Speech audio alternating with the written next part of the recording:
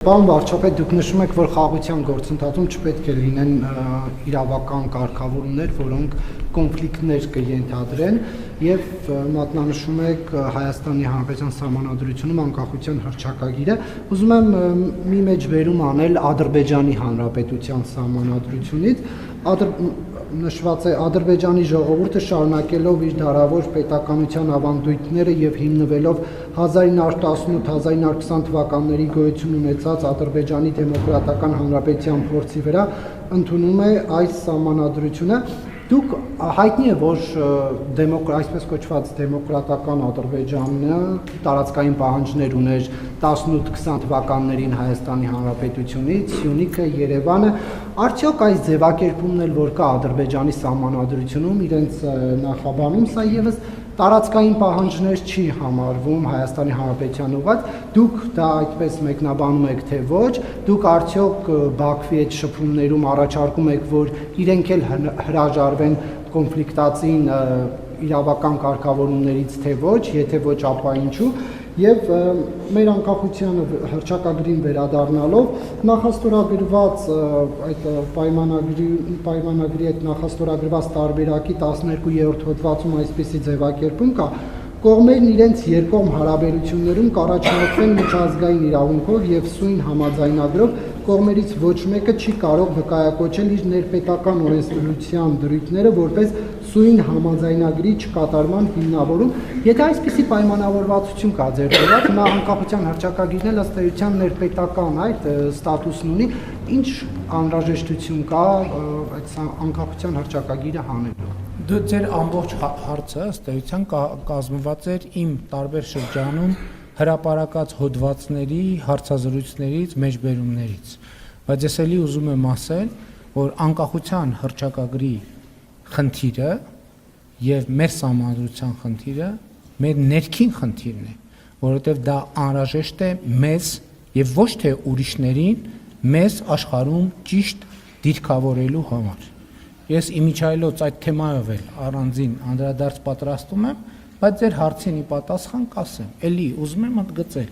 որ անկախության հռչակագիրը ընդ որում հրապարակային տեքստ է, ձեզնից յուրաքանչյուրը դա կարող է կարդալ, վերլուծել եւ կարող է անել նույնիսկ հրապարակային։ Դա ոչ թե անկախության հռչակագիր է, դա կոնֆլիկտի հռչակագիր է եւ արդյունքում կախվածության հռչակագիր է։ Ինչու՞, որովհետեւ երբ որ դու պատկերացրեք, դուք տեղափոխվել եք նոր բնակարան եւ ապրում եք մի ընդհանուր հարթակում եւ սպառնում եք ձեր եւ դիմացի եւ կողքի եւ հետեւի եւ մյուս կողքի հարևաններին այդպիսով հռչակելով նաեւ անկախություն։ Դա ինչ է նշանակում։ Ոնց է այդ սպառնալիքների պայմաններում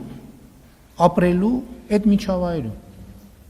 Միայն ու միայն արտաքին օգնության,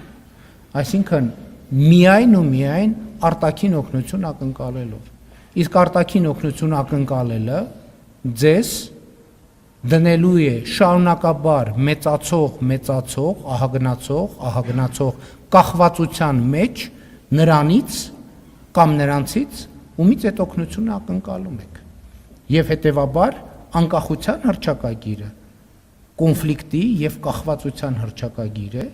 եւ ես առաջիկայում գուցե նաեւ տեքստի վերլուծությամբ ցույց կտամ այդ ամեն ինչը, բայց ելի ուզում եմ ասել, որ սահմանադրությունը եւ այս խոսակցությունը մեզ է պետք։ Դա մեր ներքին օրակարգի հարց է։ Մենք դա արտաքին որևէ ուժի հետ չենք քննարկել, չենք քննարկում եւ չենք քննարկելու։ Մենք դա քննարկում ենք մեր ժողովրդի հետ, որովհետև ես նաև առիթներ ունեցել եմ ասելու, նույնիսկ երթևեկության կանոնների օրինակը բերելով օրինակ, թե երբ որ մենք ասում ենք ով մարդկային արդարություն, թող որ մենք ես թքեմ քո բաց ճակատին, այդ շատ լավ ասում ենք, բայց երբ որ մենք անընդհատ վրա երթենք ենթարկվում, մենք մեզ հարց պիտի տանք, իսկ կարող է դրա պատճառն որ մենք գտնվում ենք փողոցի երթևեկելի մասում եւ չգիտենք փողոցի երթևեկության կանոնները չգիտենք եւ չգիտենք հետիոտնային անցումի գործառնական նշանակությունը եւ լուսացույցների գործառնական նշանակությունը։ Այդ համատեքստում է, որ ես ասել եմ եւ ցավոք արձանագրել եմ, որ աշխարհը շարունակում է մեզ համար լինել անծանոթ վայր եւ ես հարկ եմ համարում եւ ընդ որում ես չեմ ասում դա ձեր մասին կամ ուրիշների մասին, ես ասում եմ մեր մասին, բոլորիս մասին, ներառյալ ինձ, որպես մեր հավաքական խնդրեմ եւ ես որպես Հայաստանի Հանրապետության վարչապետ, որպես կառավարության եւ երկրի ղեկավար հարկ եմ համարում այս ամենի մասին կիսվել մեր ժողովրդի հետ եւ ոչ միայն կիսվել, այլև լուծումներ առաջարկել եւ այդ ամենը հենց այդ համատեքստում է։ Ես ձեր առաջին հարցին էլ պատասխանեցի։ Ասացի, որ դուք ինչ որ մեջ բերեցիք, դուք մեջ բերեցիք իմ նախկինում գրած հոդվածներից։ Ես 4-5 լսեք, ասում եմ, ես 4-5 հոդված եմ գրել այդ թեմայով։ Ես 4-5 հոդված եմ գրել այդ թեմայով եւ դուք ընդամենը ինձ եք մեջ բերել, դուք ուրիշ բան չեք արել։ Եվ ես ձեր ասում եմ, դուք մեջ բերեցիք իմ հոդվածներից։ Ես այդ հոդվածներում իմ գնահատականը տվել եմ։ Դուք իմ հոդվածներից եք։ Գիտեք ինձ այն ինչ որ գրել եմ։ Այսինքն ես ձեր քմահաճույքով պետք է ինչ որ բան կրկնեմ, ես կրկնելու անհրաժեշտություն չեմ տեսնում։ Այսինքն դուք երկրի վարչապետի առաջ կանգնած եք, ասում եք դե կրկնի։ Ինչ որ ասել եմ, հարգելի պարոն Կիրակոսյան։ Եվ ձեզնից էլ չեմ ակնկալում, որ ձեր հարցը կրկնեք, որովհետև ես միանգամից հասկանում եմ։ Շնորհակալություն։